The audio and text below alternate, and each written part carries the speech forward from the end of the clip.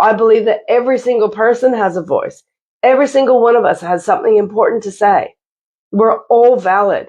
We all should be able to speak our own experiences and say how we're feeling without being persecuted or ridiculed. And that's why, for me, again, that's why I do that. It's so important, that vision, that acceptance, especially with communication.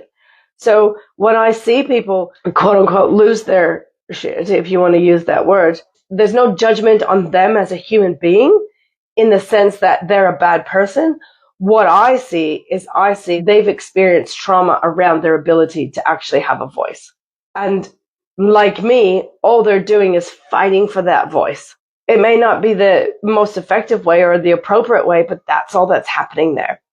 That doesn't mean that I approve of the behavior, by no means. Hence why I do this work. Every day I'm working on how to communicate more effectively and be in alignment with what's going on.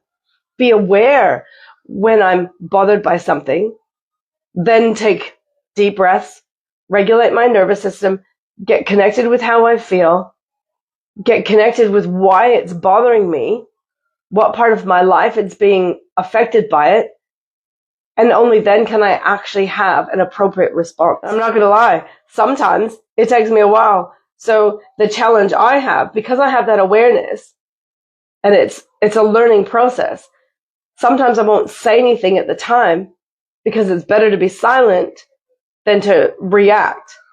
What's important for me is to go back, take that back, take a moment, take a breather, get some clarity around it, and then decide if it's something that I need to say.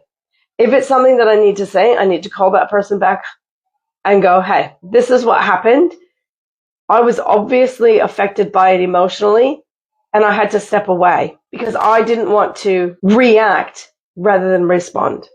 Now that I've had time to think about it, feel into it, and process my emotions, this is what I experienced by what was said, done, heard, whatever. What I'd like to do moving forward is That way you're having a proper conversation.